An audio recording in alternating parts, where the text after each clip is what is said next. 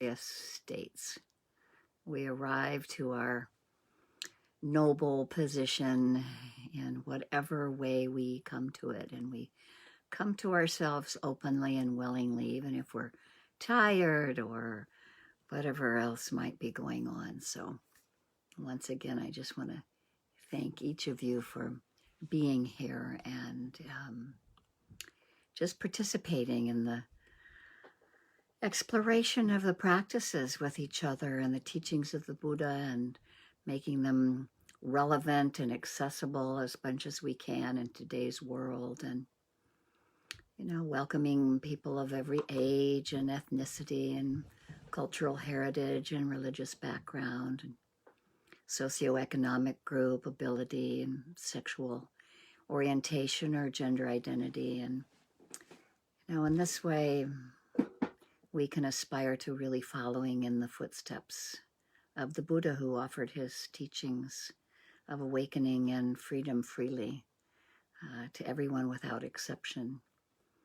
And I appreciate the generosity that each of you show in arriving. So I will take this opportunity and give the official greeting of thank you for coming for Portland Insight Meditation first and third Sundays, and this is the first one. And I'll ring our bell and we can have some time sitting.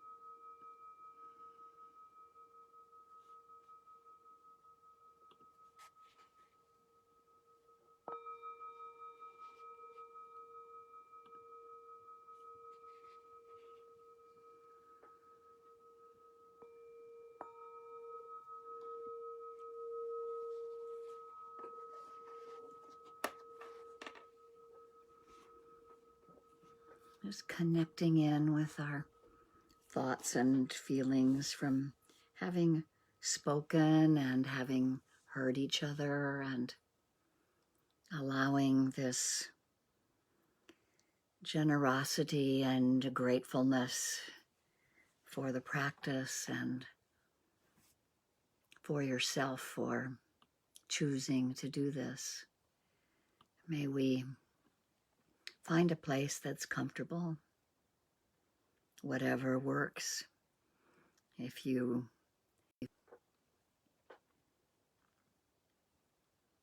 And sometimes it's possible to lay down instead of sitting. Interestingly enough, someone said, I forget, maybe it was Achan Suchito, that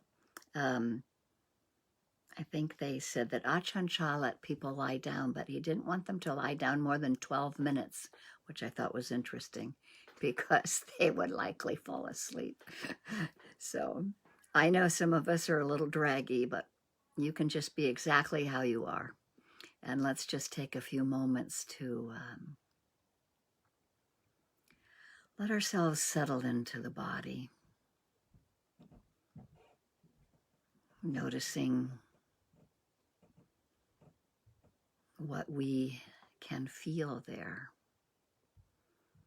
Sometimes letting go of thoughts and being more into sensations helps us ground more in our bodies.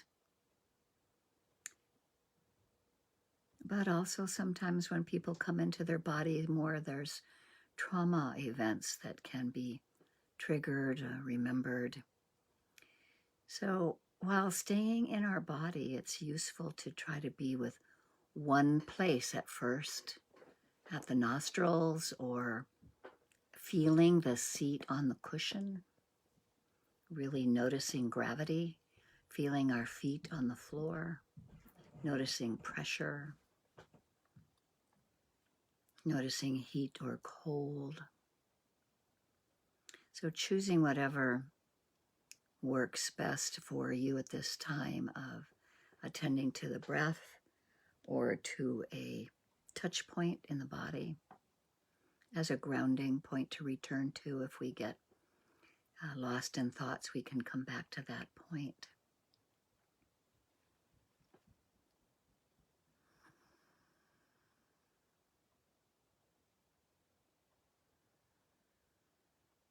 And are allowing ourselves to be present with a kind of sweeping through the body, letting our minds sweep through the body, sending some relaxation signals. Just noticing what's happening at the eyes.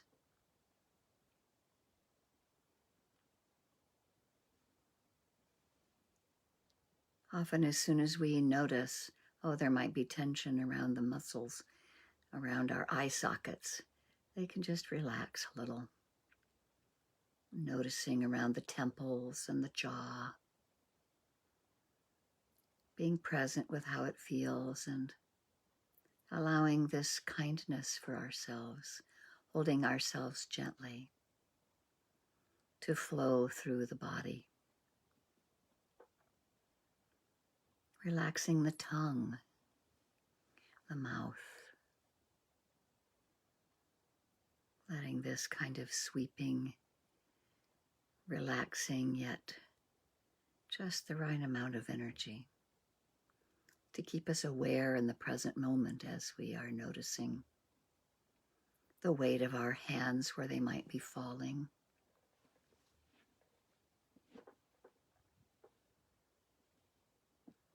They might be touching each other, or maybe they're touching on the chair or wherever we're sitting.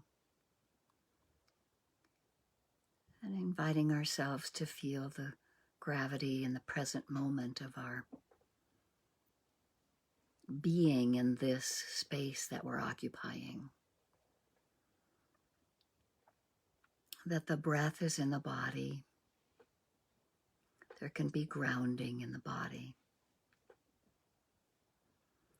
And we can choose a single point at first of the buttocks or the feet or the breath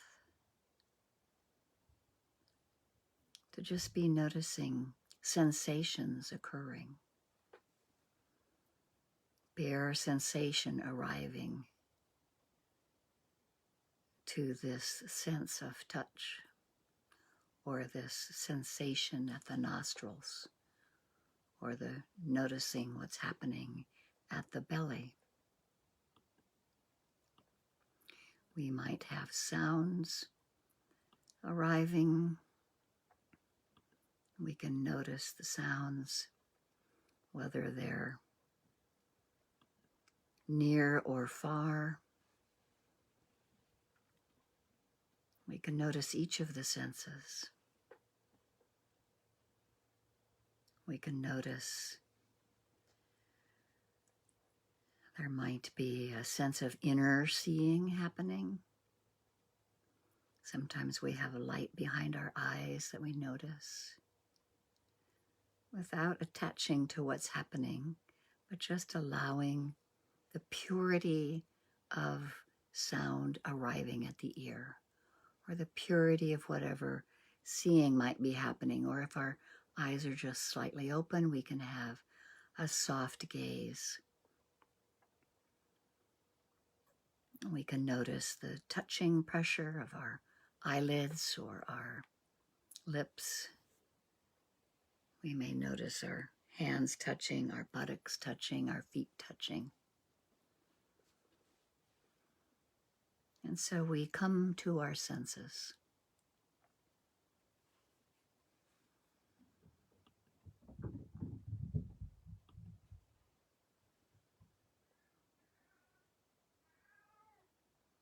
And we settle into this place of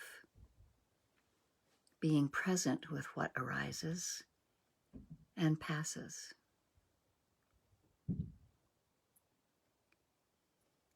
With mindfulness there at the fore and available to be with things as they are in a neutral way. And awareness is also present.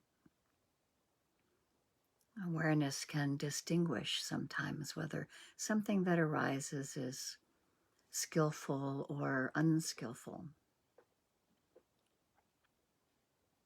And we can also begin to notice wisdom being there, to discern inclining the heart and mind toward what is skillful, kindness for ourselves, just the right amount of energy,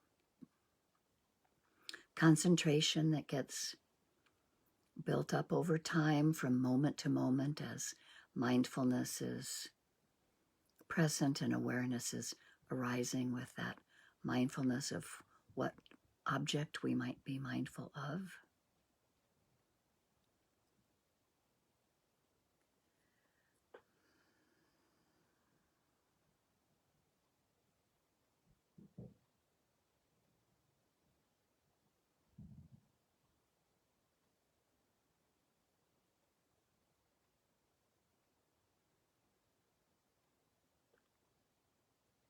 And we have this opportunity as we settle in to be grateful and pay homage to the Buddha, the Dhamma, and the Sangha,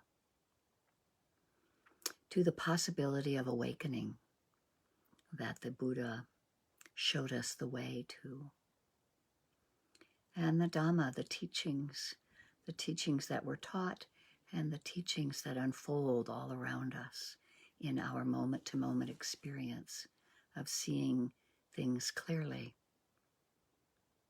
What arises and passes, that there's an impermanent nature to it. And if we attach to something or push it away, we may discover that that is a source of our suffering. The teachings of the Buddha were simple but not easy. And appreciation to the Sangha, those lay people, nuns and monks from so many generations ago, 2,600 years, managing to preserve the teachings through chanting and passing it along from generation to generation, and right down to here we are sitting in our group. And so that can bring joy to the mind. It can be a quickening of the heart when we're lost in thought or just generally lost and we want to come back to a center. We can come back to gratitude.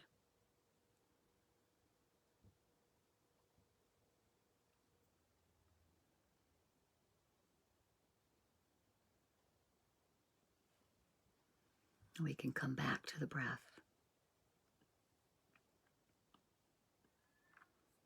We can wake up in whatever moment we happen to be noticing. Sometimes a long time goes by and we're lost in papancha, the churning of thoughts in the mind. Or if we get really quiet, we can sometimes go off to noticing the very pleasant sensations of sleepiness that comes behind the eyes. And we can wake up in any of those moments, calling upon energy and confidence of the practice returning over and over again.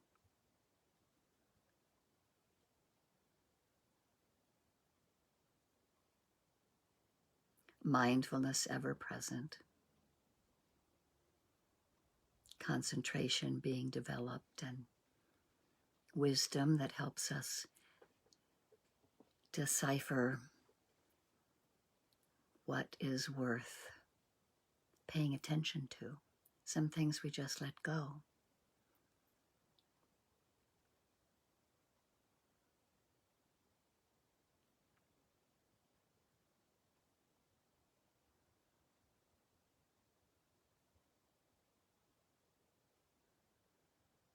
And so we may have an intention of being present or being open to what's occurring, to staying in kindness for ourselves. Just holding that intention gently. Holding ourselves kindly and being open to the present moment.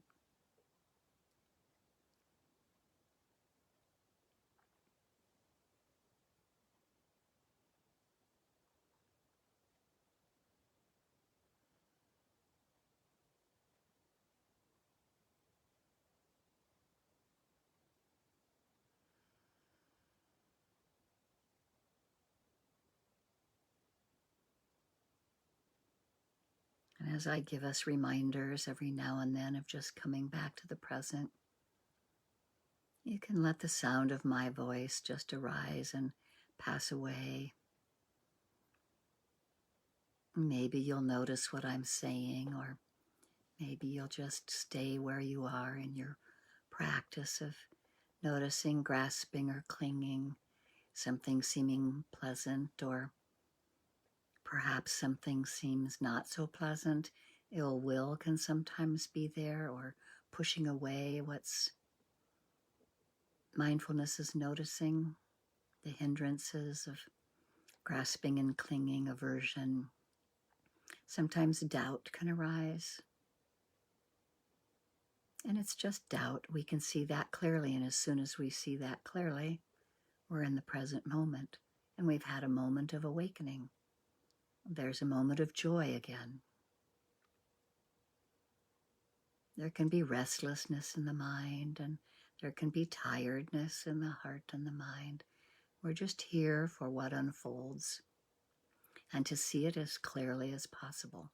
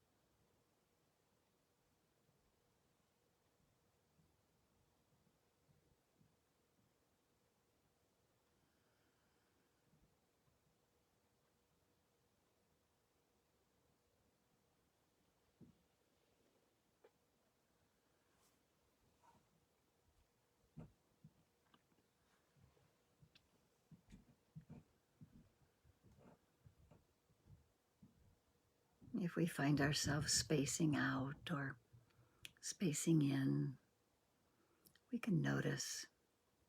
Sometimes it helps to make a soft, gentle note of what's happening. In the Mahasi Sayadaw method of meditation, one of the oldest methods, the practice of noting is also employed. So we have this little voice, not a loud voice, just maybe 5% of our attention, that can just notice. If we have a repetitive thought that arises, we can just notice, oh, thinking about blank. Or when tiredness arises, we can just say, sleepiness arising.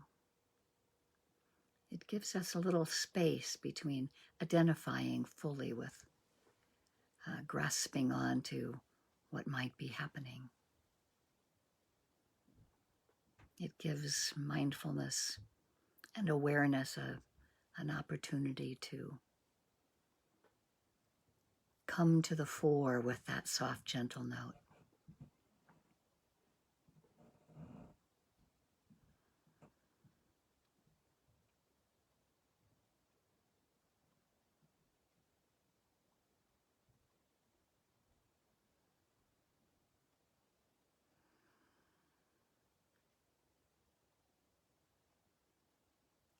Settling into the practice,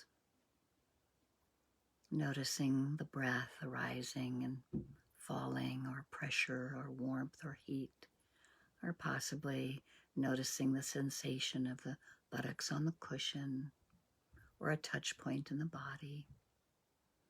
We can also allow the whole body to be our anchor, that we have this container of the breath.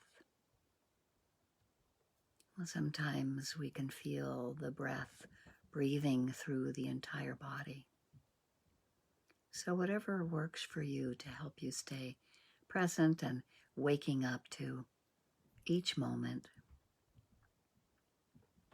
without blaming or feeling bad about yourself. We can use any of these anchors to come back to when we wake up in the moment, or we can wake up right where we are and really have a moment of joy that we're noticing what's happening. And we just carry on from there.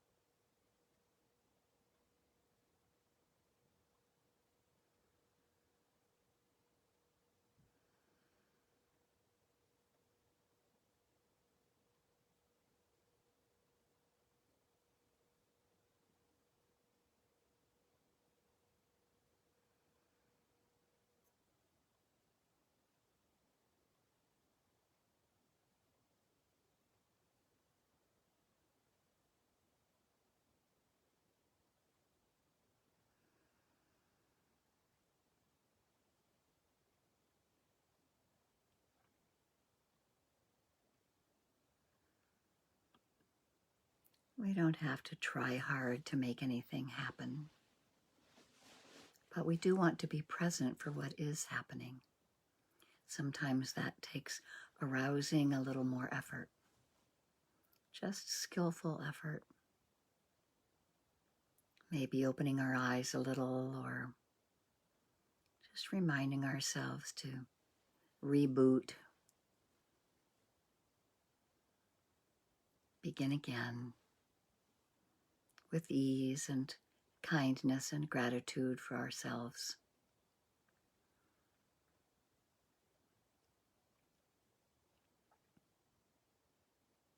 Gratitude for this being of our skin and bones that we inhabit in this lifetime. Such a precious opportunity. Able to hear the teachings of the Buddha, other great masters, choosing that is very rare. It's very rare to be human, and then rarer still to be on this path, which can bring us joy and gratitude. And we just begin again, seeing clearly what arises in the heart and the mind. And that when we see something arise like the breath or pressure somewhere in the body, or maybe some agitation in the mind or agitation in the body, we can stay with it. We can meet with that and realize that it's a quest for knowing, a returning to wholeness by actually being with our clinging or our pushing away, noticing the suffering that can arise from that. Or maybe we're a little confused and in unknowing if something is pleasant or unpleasant. That's fine. We're present for what arises. Even if something seems unskillful or unnecessary that's arising, the fact that we notice it right there is a moment of mindfulness, a moment of wakefulness, a moment of being present. And we string these mindful moments together for consistency, a container of mindfulness.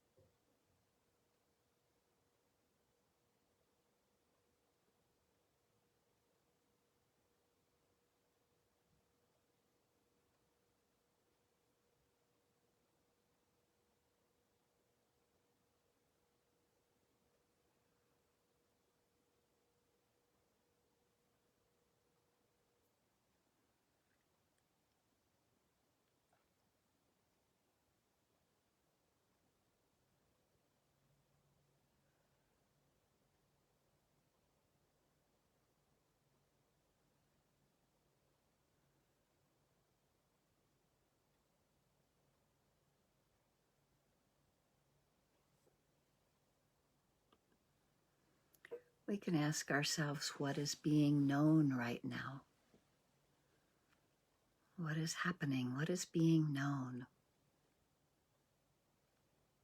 What is the attitude of the mind?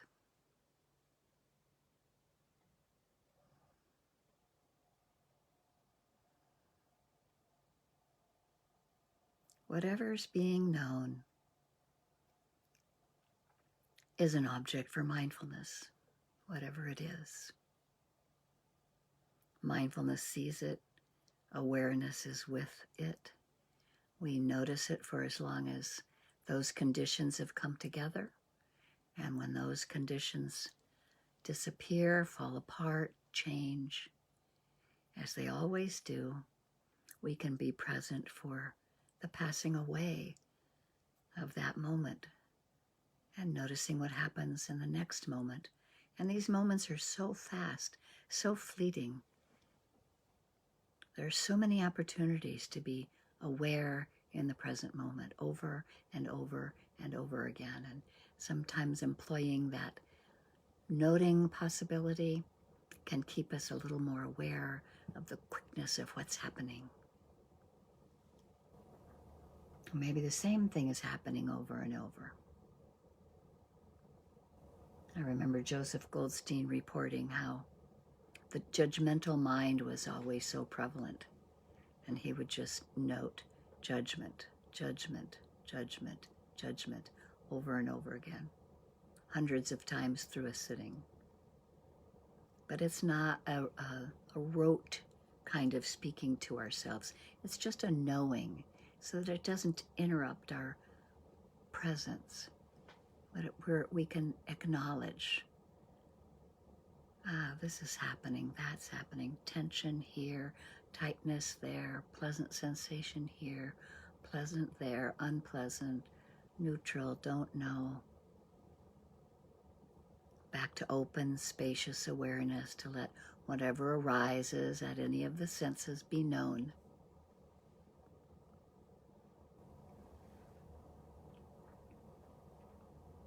And knowing that we can't grasp onto it, it's not personal.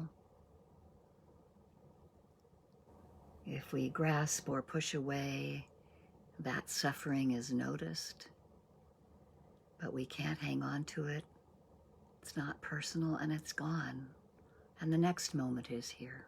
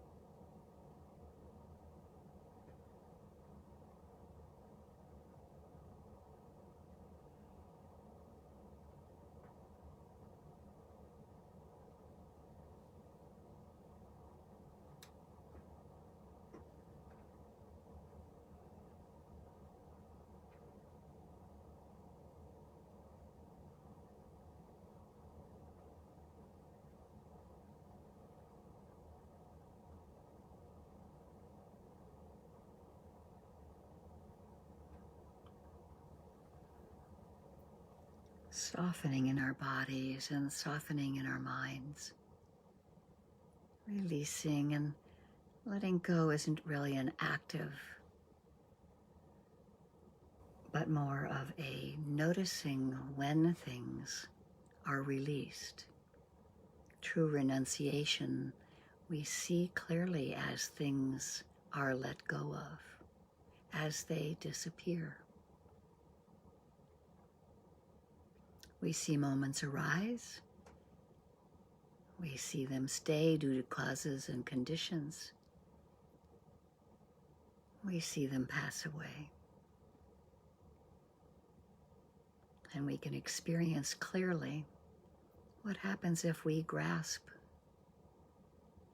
if we hang on to something that is unpleasant, and it creates aversion and ill will in the mind. We just wake up to that moment and notice, oh, aversion is here. There's a moment of joy arising. Mindfulness is there, awareness is there, moment to moment.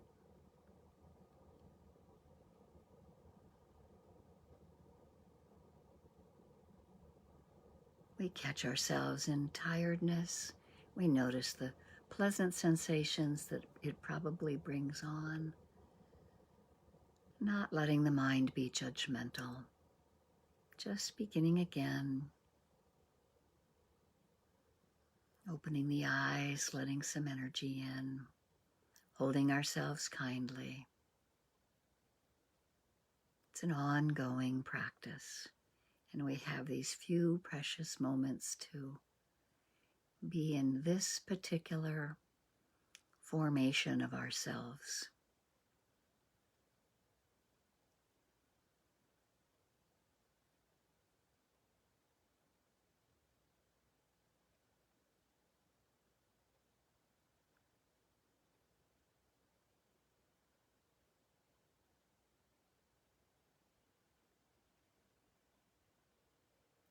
Letting the body soften, alert yet relaxed. Noticing where we have tensions, letting them go again and again.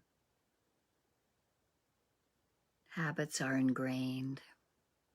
We're just creating some new habits. And as we hold ourselves gently here, remembering to be kind to ourselves, may we find a kind of relaxation, a kind of energy in our hearts that we can hold ourselves in, that we may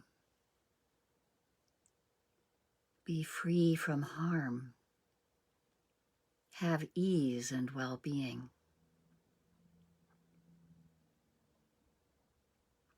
Be free from inner and outer harm. Notice causes of happiness, those moments when we wake up from confusion or delusion in the mind. We have moments of clarity. Letting kindness be present, well-being.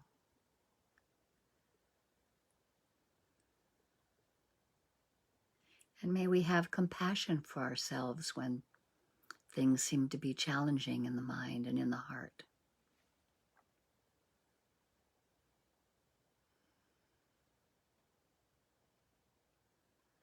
And allowing this feeling to pervade our bodies, our hearts, our cauldron, our container of the breath. Bringing to mind perhaps a place or a being that brings us happiness and joy. And letting that open within our hearts, allowing us to include in our heart space a teacher, a benefactor, someone or a being from whom we've derived great benefit. A child, an animal, our first meditation teacher, someone in our family, some place where we've derived a person or a being that we've derived benefit from, including them in our heart space, that they may also know happiness, have freedom from inner and outer pain and suffering.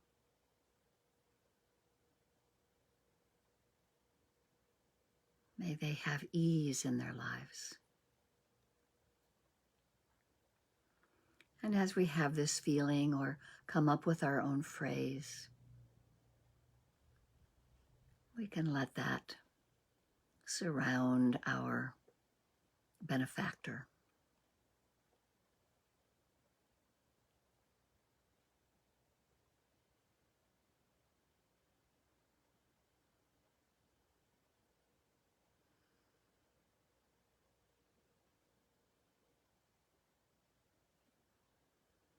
Knowing that they too have difficulties in their lives and need to have compassion for themselves, may we have compassion for their suffering.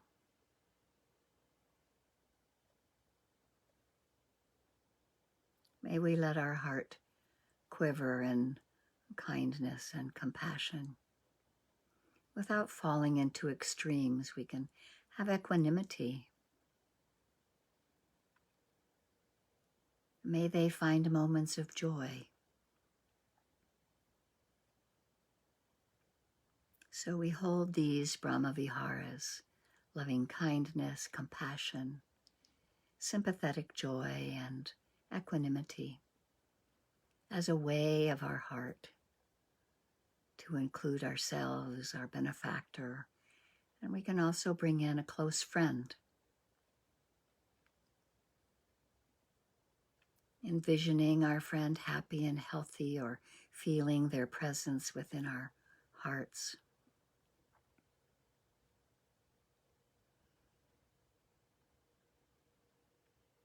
Including them in this concentrated energy of inclining the heart and mind toward kindness.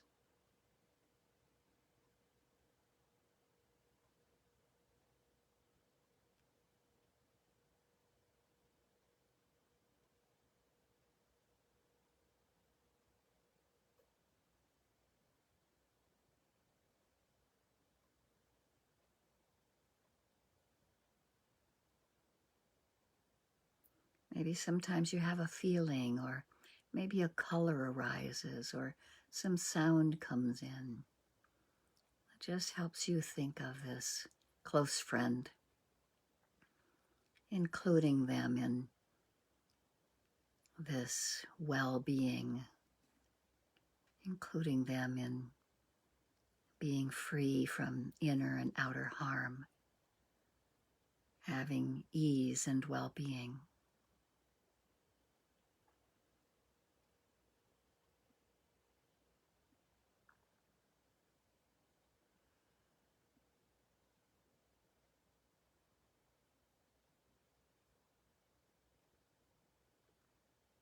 And then allowing this heart space to include a neutral person or a group of neutral people. Someone you may not know, but you see them regularly. Or maybe there's a group of people who are experiencing oppression.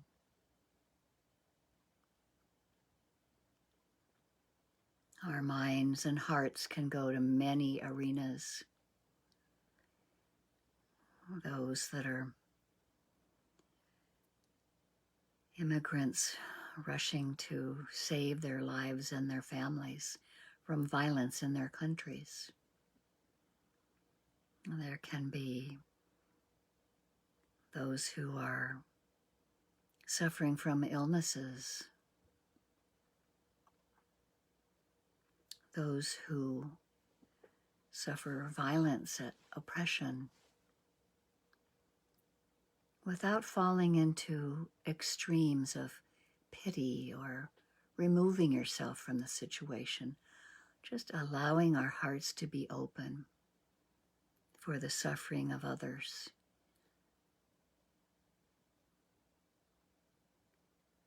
this neutral person,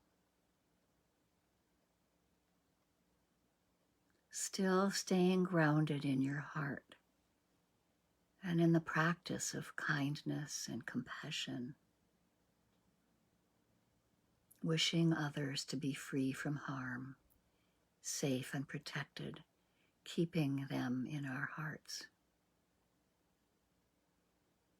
Letting this spacious energy to include beings that are known to us, beings that are unknown to us, beings that are enlightened and those that are unenlightened.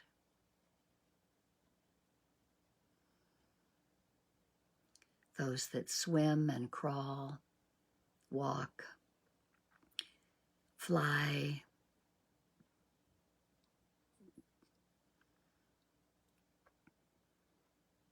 they may be living or beyond this plane.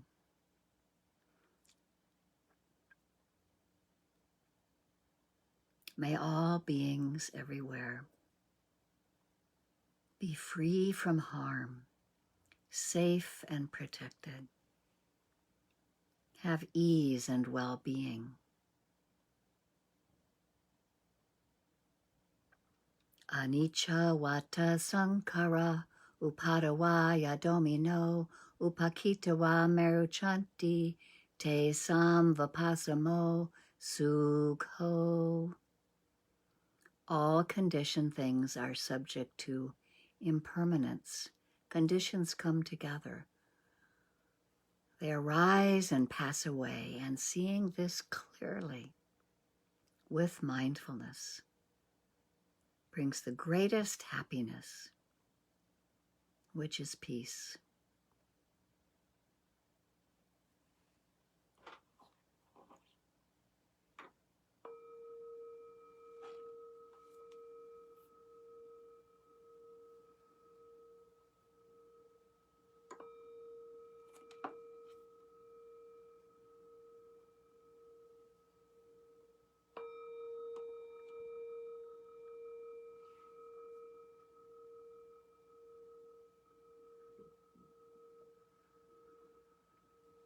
And as you change the environment around you, opening your eyes and gently seeing each other in our group and letting this kindness that has been generated flow to each other, and just notice what happens as we mindfully reach for our glasses or a glass of water.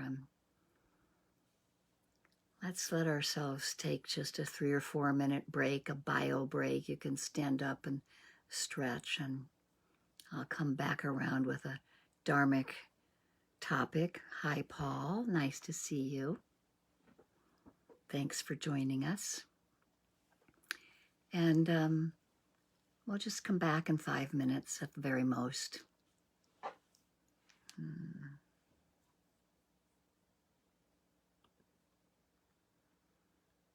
Those of you on Facebook, you can stay on.